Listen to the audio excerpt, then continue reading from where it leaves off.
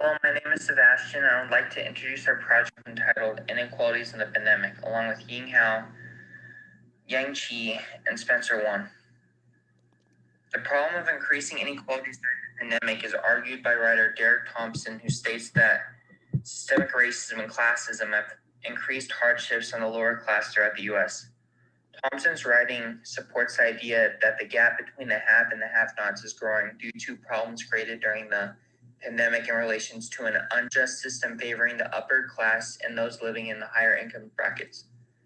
Writer Alicia Adamczyk, Olivia Goldhill, Christopher Rugaber, and Adam Rasmi presented specific data to support Thompson's claim. Measuring the inequalities in terms of gender, race, and class to argue that the pandemic has increased inequalities not only in the US but globally. These writers provide evidence to help strengthen Thompson's claim that future thinking is imperative to encourage the spread of wealth distribution and provide equity for all people to achieve their dreams in life on a global scale. Derek Thompson, staff writer for The Lancet, addresses the widening of the income gap in the article entitled "The Coronavirus Will Be a Catastrophe for the Poor." Per Thompson, the coronavirus could be comparable to the 1918 influenza that punished low-income workers who worked in close quarters and lived in small apartments in comparison to their counterparts. Thompson states the pandemic is causing inequalities to increase as the widening of the income gap widens.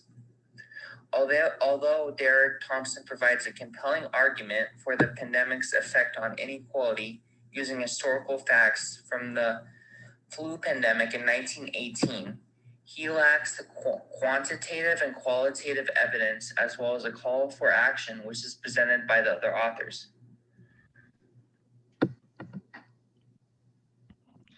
Will Thompson speak more generally about those who has been faced with the hardship in the United States. Alicia Adamczyk provides specific data and evidence on the race to reinforce Thompson's claim studying in states since a starting rate of inequality like North Carolina. Like Thompson, Alicia agrees that expert has been trying to sound the alarm on the growing economic inequality in the United States for the past few decades, but are now since their worst fear realized during the COVID-19 pandemic. Thompson notes that essential workers have been the most affected due to their vulnerabilities. However, Alicia notes no specific social demographic groups, including Black, Hispanic, millennials, mothers, and low-wage workers in the service and the frontline industry, making them more vulnerable than other groups. Thompson states that those working on the front line include lower income workers who are at more risk than the white professionals. However, Alicia provides the specific data from the swing states, with the data showing disproportionate percentage of women who make up 65% and Black who are make up 30% the total frontline workforce. Alicia provides additional data to show that while white-collar professionals, mostly from the tech industry, has almost fully recovered from the recessions, in contrast to 63% of Black households who are still facing the hardship from the previous Great Recession. Alicia also provides a specific data missing on race and culture to reinforce Thompson's arguments that systemic inequalities and in the United States have only been increased among the most disenfranchised groups through the pandemic now described as the COVID economic. This video mainly introduced writing on equality.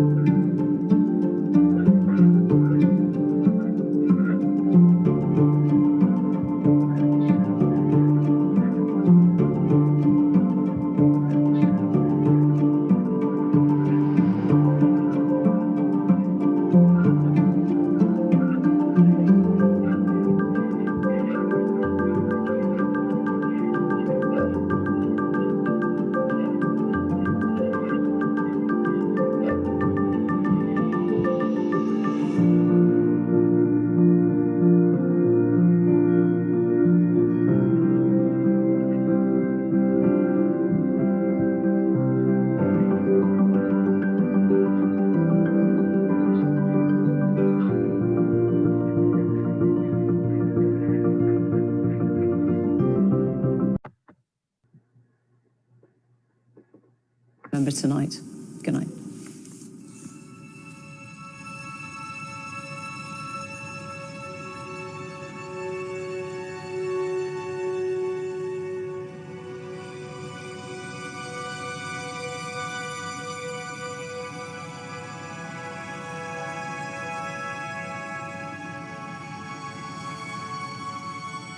I'm speaking to you at what I know is an increasingly challenging time.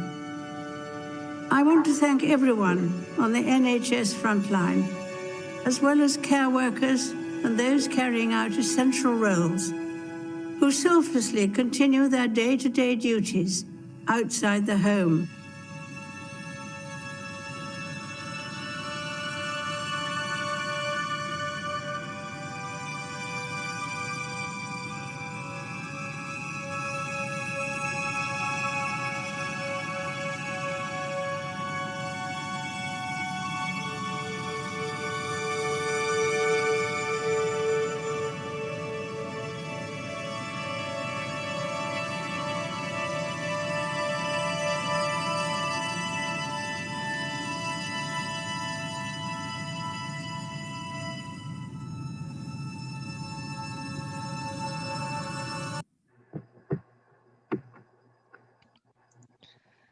As we can see in the videos, the virus enhances the inequalities and make life more difficult for destitute households.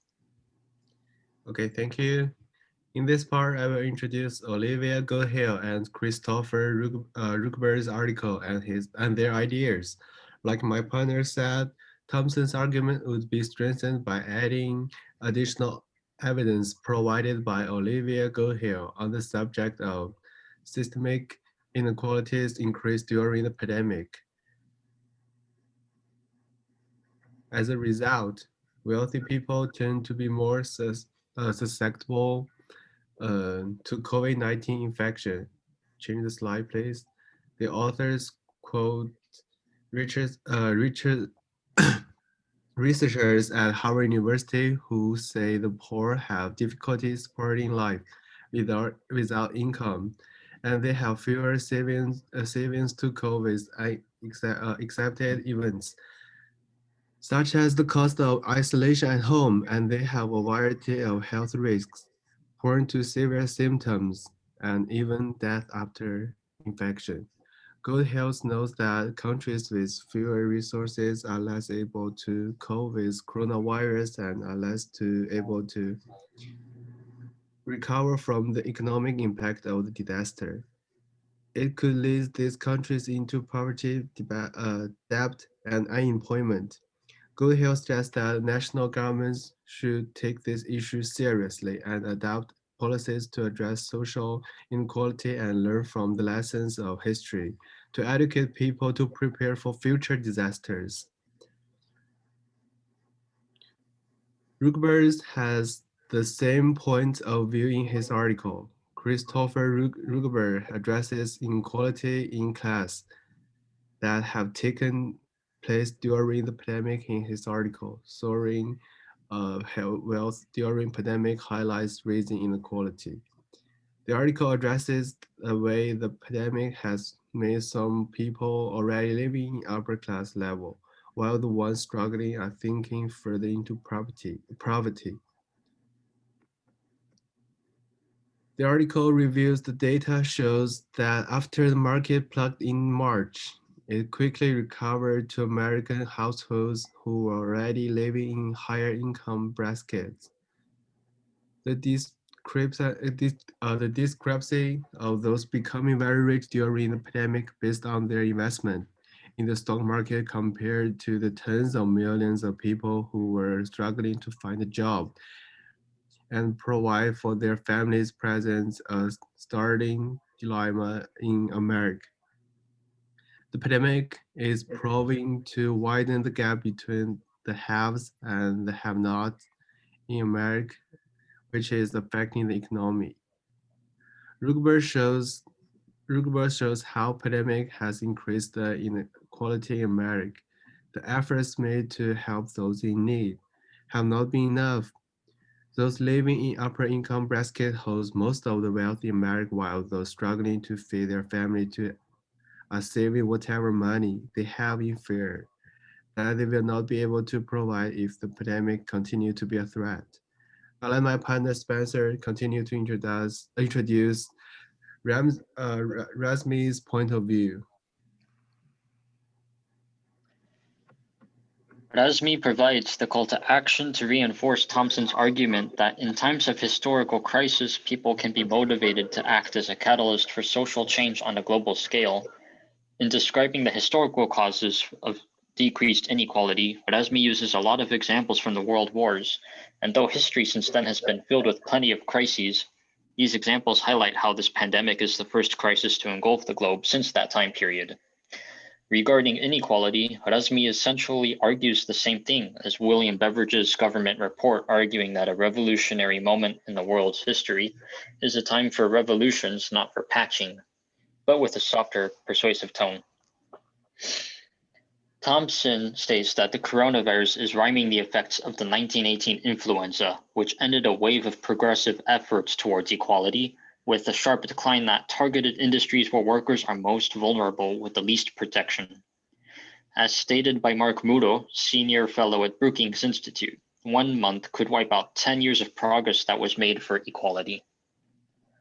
I like Razmi's optimistic conclusion that despite the suffering that the pandemic has caused, ultimately it might prompt people and the societies they form to take better care of one another in the future. Razmi provides additional historical evidence necessary to support Thompson's claim, and at the same time, inspire readers to use adversity as a tool for hope on the global scale. That concludes our presentation. We thank everyone for giving their attention and hope that you all found our slides insightful.